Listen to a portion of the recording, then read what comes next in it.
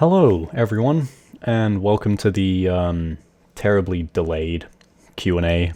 We hit 1,000 about 2 or 3 weeks ago now, and I've been sick. I've had a lot going on, so I haven't had time to make the videos as I would have liked and all that. But I'll get to the when videos are coming out and all the projects I've got going on, and we'll get to that in a bit. I just want to say thank you though for supporting the channel and for watching the videos and commenting and everything. It really means a lot. I've started this series like back in August, and I've already made it further than I ever thought I would.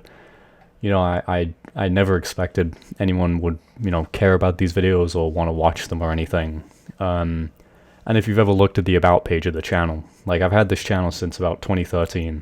I've been making videos sporadically over that time, but I've finally come across something that people enjoy watching and that I enjoy making. So, yeah, thank you.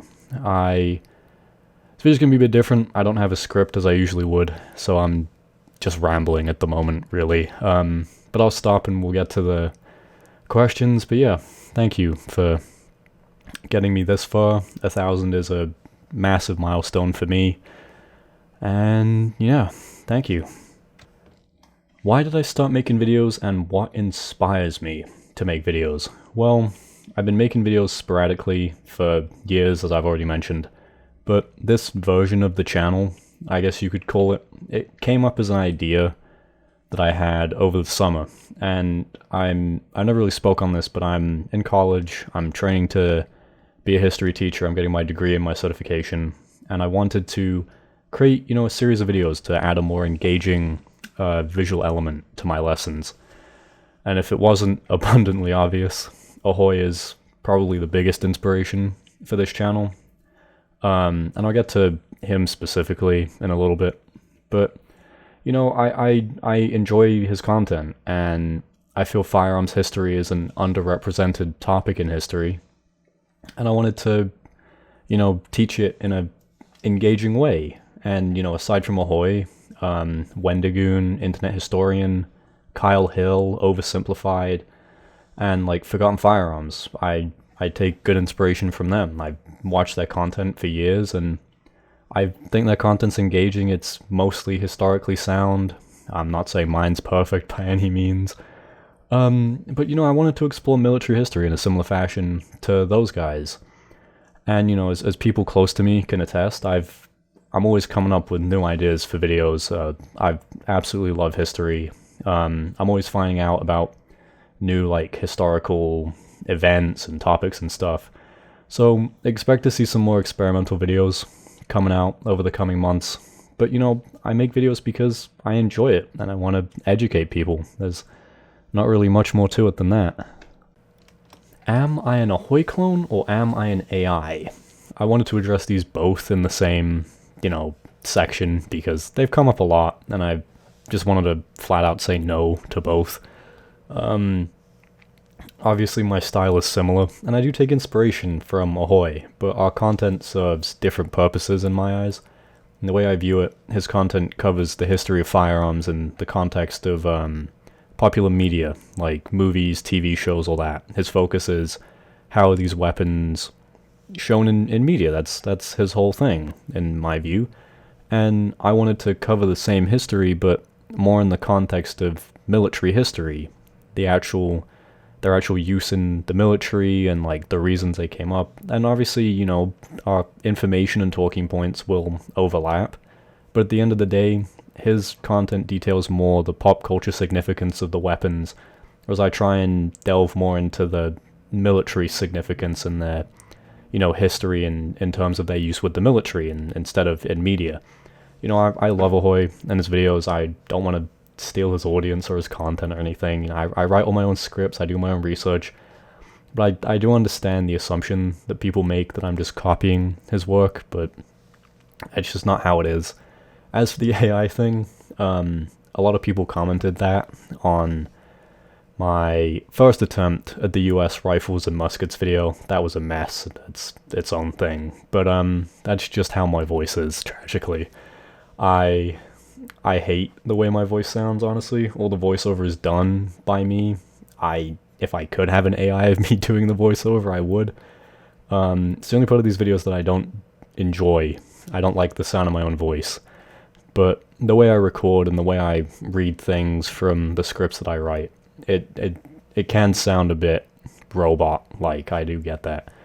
But yeah, I'm not an Ahoy clone, and I'm not an AI, so yeah. What got you into firearms in the first place?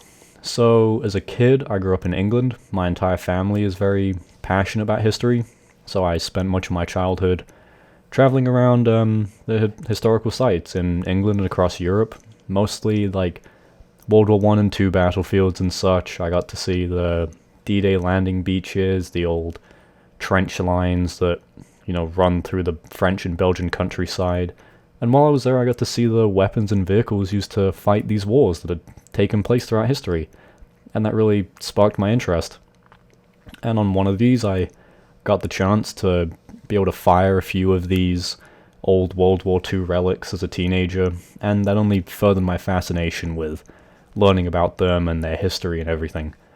And as the years progressed, I found content creators like Ahoy, who presented information I already found very interesting in ways that I thought were quite engaging. So by the time I moved to the US, I had a profound passion for firearms history, and with the much larger firearm culture in the States, it's only grown.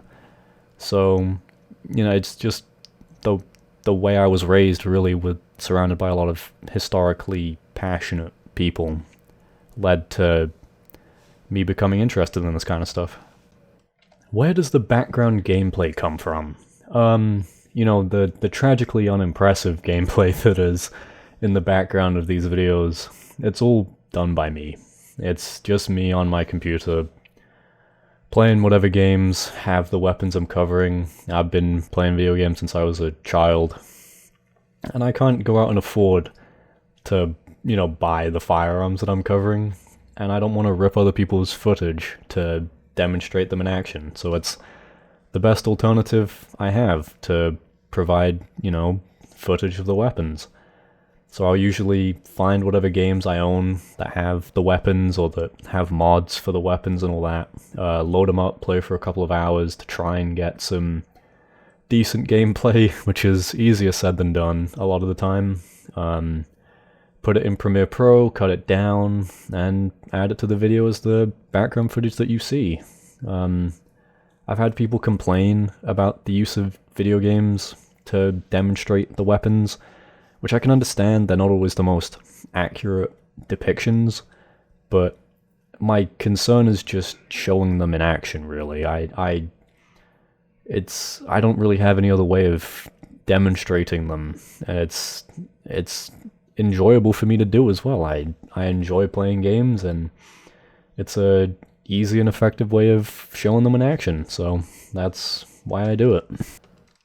What future projects do you have in mind or are working on? Okay, so in addition to the History and Evolution series that I've been doing for months, I have a number of projects that I'm in various different stages of making. The main one that I want to get done, I announced it back in December, I think, is a video covering the 1980 Iranian embassy siege in London. I have a script that's done, all the research is finished. So that I'm just trying to, you know, I'm experimenting with a bunch of different visual styles for it. So that video is currently in the works. Along with that, I'm working on a series that I'm still working on the title for, covering different war stories, like true war hero stories, so like Richard Pittman and Audie Murphy. So I'm in the process of researching and writing the first episode of that, which I'm hoping to have out in a few weeks, but again, with all the stuff that's been going on, nothing's set in stone. I have a number of smaller individual video ideas, like the weapon chronologies I did for the World War II standard issue weapons and the standard issue muskets and rifles. Videos along similar lines of those. I'm not going to reveal exactly what they are at this time, just because I have a backlog of videos that I want to get out before I announce those and get people's hopes up and all that.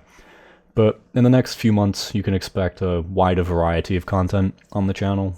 I have a lot of stuff that I want to cover, but until I really run out of weapons to talk about, the History and Evolution series will be the main focus of the channel. I'm still going to get those out weekly.